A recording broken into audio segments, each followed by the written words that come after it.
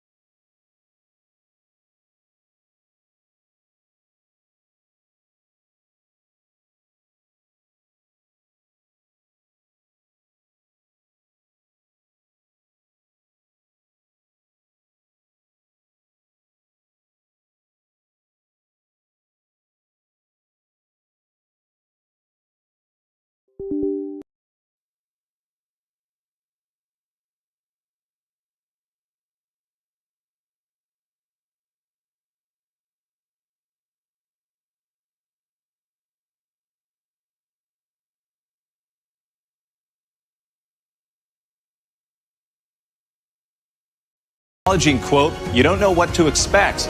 After the roller coaster political year that we've had, no one could have predicted this. In just 8 weeks, America will decide, while some states are already voting with absentee ballots sent out to voters. We have live team coverage from inside the National Constitution Center, and we begin tonight with ABC's chief White House correspondent, Mary Bruce. Tonight, the highly anticipated showdown. Vice President Kamala Harris and former President Donald Trump about to meet here on the debate stage, coming face to face for the first time ever for 90 minutes that could make or break their campaigns. Harris arriving overnight in Philadelphia after days of intense preparation, holding mock debates on a stage with full TV lighting. Harris turning to Hillary Clinton, the two speaking in the last week. And Harris leaning on advisors who prepped Clinton for her debates with Trump, one even dressing up like the former president to play him in rehearsals. President Biden tonight telling reporters that Harris is ready. I spoke to the vice president. She seemed calm, cool, and collected. I think she's going to do great. Sources telling us Harris is not underestimating her opponent, that it would be a mistake to do so. This is Trump's 7th general election presidential debate, more than any candidate in modern history. The stakes could not be higher. With just 56 days to go until Election Day, the race locked in a dead heat. Harris heading into the most critical night of her political career, with recent polls showing nearly a third of likely voters say they still don't know enough about her. Trump departing Florida today, said to be in good spirits. Today previewing a possible line of attack, saying Harris has changed all of her policies over the years, that she's no longer believable. The historic face-off happening right here inside the Kimmel Theater at the National Constitution Center. And in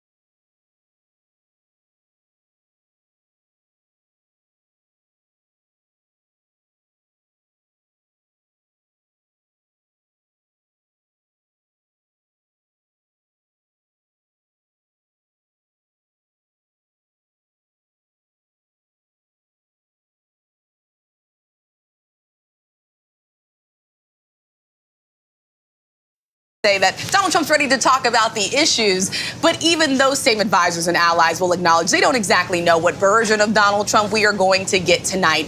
The former president in recent days has said that he feels like he's entitled to these personal attacks against Vice President Kamala Harris. He's questioned her intelligence. He's questioned her racial identity.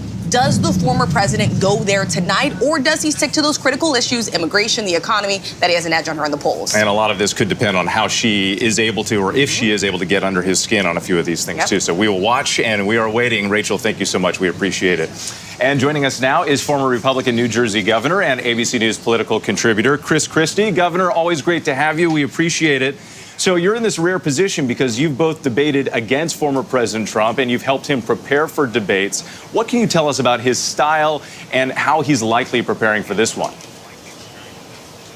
Well, look, he's prepared the same way all the time. And I think this fallacy they put out there that he doesn't prep for debates, from 2016 forward into 2020, I participated in nearly 30 debate prep sessions with Donald Trump. Now, we couldn't call them debate prep because that would offend him. We would call it lightning rounds and we'd call it Q&A and all, but it is debate prep, okay? It's questions being asked by a fake moderator. It's me at that time playing both Hillary Clinton and Joe Biden. He does debate prep like everyone else does debate prep, except he doesn't stand up behind a podium and do it.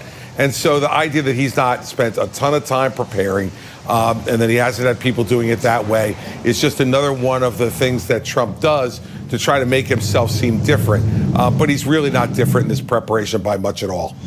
And Governor, we've noted this before, but this is Trump's 7th presidential debate, the first general election debate for Harris. How much will experience help the former president tonight?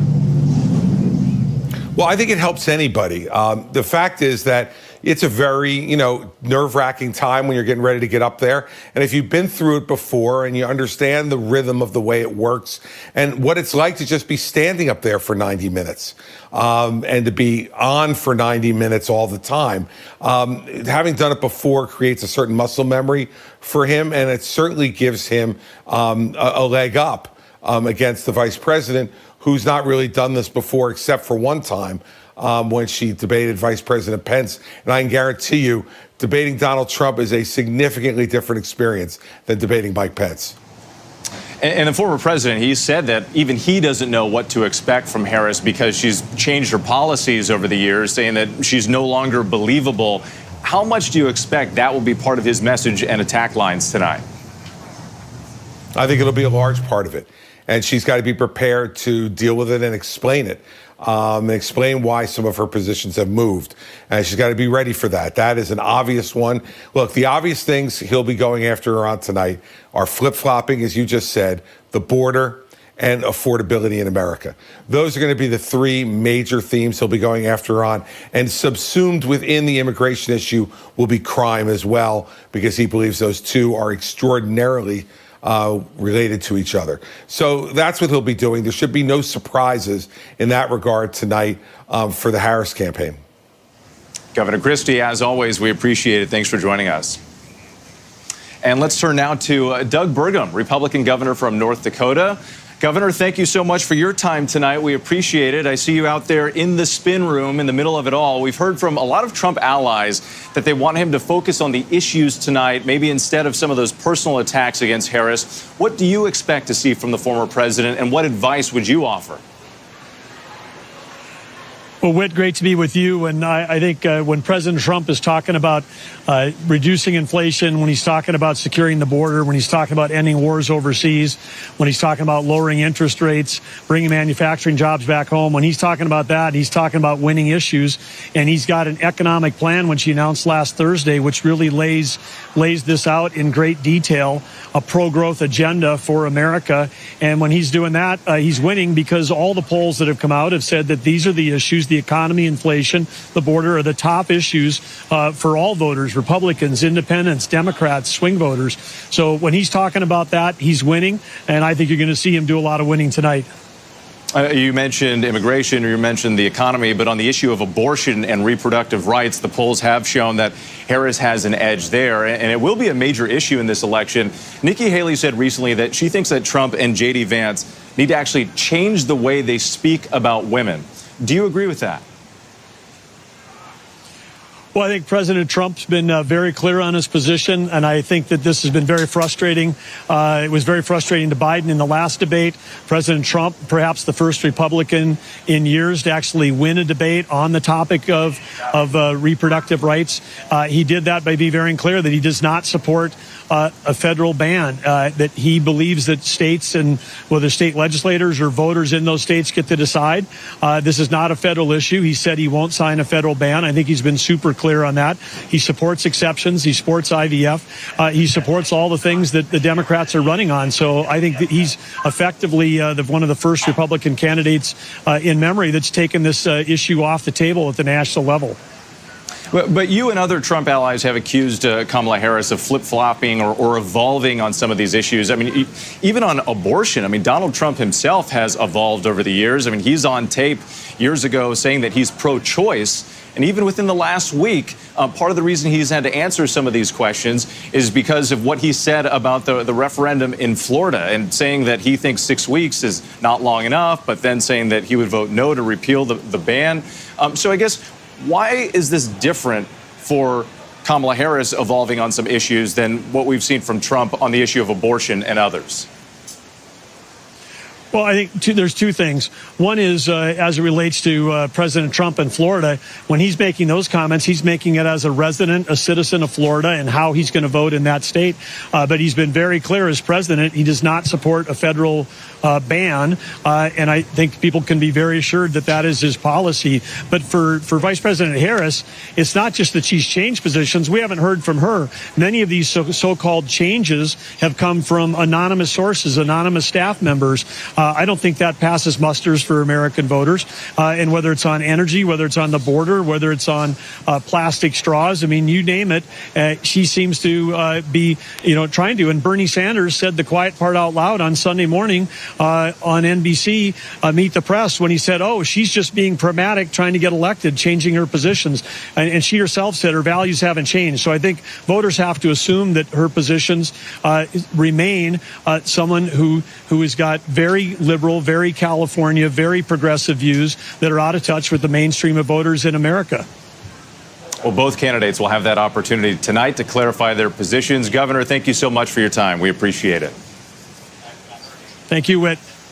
All right, and then joining us now is Republican and Democratic strategists Reince Priebus and Donna Brazile.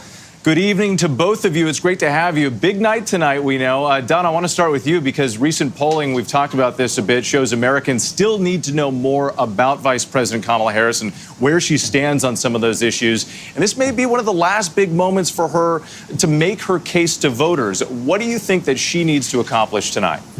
It's a critical moment for our country, and I think the Vice President of the United States is prepared for this moment. She's prepared because she knows that when they entered the White House, they had to do a lot of cleanup, and that cleanup is still continuing, making sure that we're able to provide jobs to the American people, invest in manufacture. Yes, people, when they go to the grocery store, at the gas pump, they're still feeling a little pain, but they're not feeling the ouch that we felt so many years ago. So I think tonight she should be herself. She should be as poised and wise and smart as her mother and as fierce and fearless as her father. She has nothing to be afraid of. This is a moment to tell the American people that she wants to bring us forward, not go back. And while some people want to litigate where she stood when she was 12 years old and where she stands today, I think the Vice President needs to make sure that the American people know that where she stands today and where the country stands today is where we're heading in the future. She is going to reject Project 2025. She's going to tie it to Donald Trump and say, we won't go back. We won't go back on Social Security.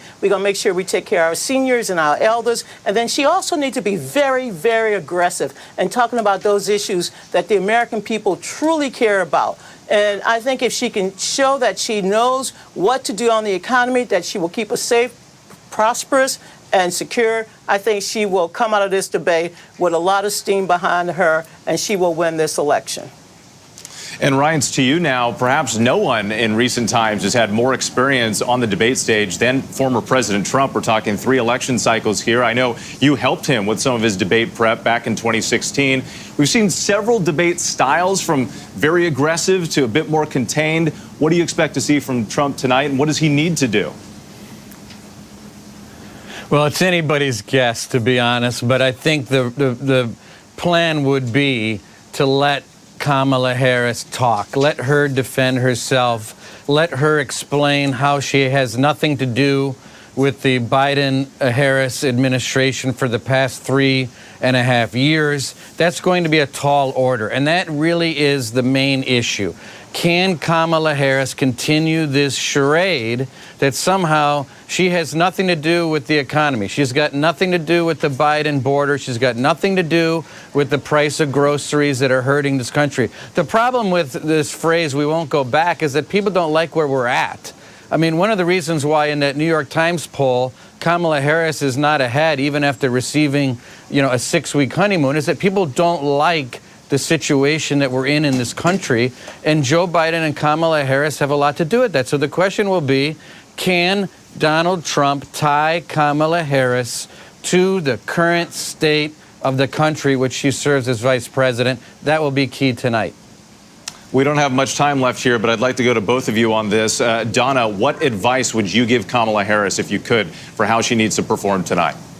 Don't take the bait, because every time you take the bait from people who are bottom feeders, that you never rise to the top. She needs to inspire hope in the American people that things are getting better. Under Biden-Harris, we have been able to rebuild this economy. We were able, I believe, as Americans, to reinvest in the American people, connect people in rural areas so that they have not just the internet and broadband, but there are jobs of the future that's available for them. She has helped to lower prescription prices. And what she has to project tonight is what another 4 years of her leadership will mean for the country and also for the world. She's not just running to be President of the United States, but we know as Americans, the world depends on us for freedom and justice and democracy for all people. So be fierce and fearless as her father, and as her mother, be wise and as gracious as possible, and don't take the bait. That's all I would say. And Reince, how would you advise the former president? I would let Kamala Harris talk, and then I'd ask her whether or not she agrees with the Joe Biden economy, his policies that created $3.50 gas, eggs out of control. Ask her, do you agree with Joe Biden's policies on the border? Pin her to Joe Biden and the current administration, because if Donald Trump does that, he will win the election. Reince Priebus and Donna Brazile, thank you so much. We appreciate it. We still have much more ahead here tonight on this special edition of ABC News Live from Philadelphia as we count down to the first presidential debate between former President Trump and Vice President Kamala Harris. And with wars in Ukraine and Gaza, foreign policy will be a major topic tonight. What their approaches could mean for America's role in those conflicts. Next.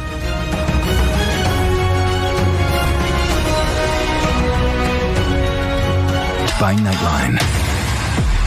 Are you kidding me? My sense was that everybody around him was afraid of him. Brittany describes having a secret abortion that not even her family knew about. What's going on with Kate? What is the relationship like between Harry and William today? What did people start to say? You look great. Are you on Ozempic? I told the kids, I said, I'm not even gonna let you eat breakfast until you get your chores done. She talks about tough love and harsh punishment. No, it's abuse. I think Scott Peterson murdered his wife and his child. Prove me wrong. Do you feel the church accepted abuse? Yep, that's him. Yep. Ready? Does your church protect sexual predators? How do you top the most watched season yet? Fabulous. It's a bit erotic, a bit exotic. You have no idea. Impact by Nightline. The all-new season premieres this September, only on Hulu. Let's go. The ship is incredible. It feels like living in a science fiction movie. We just saw what no one has seen before. Wow, look at that. Oh my gosh. Well, dead ahead. Tag on! We are heading into the unknown. Hammer, hammer, hammer. It doesn't get any more cutting edge than this.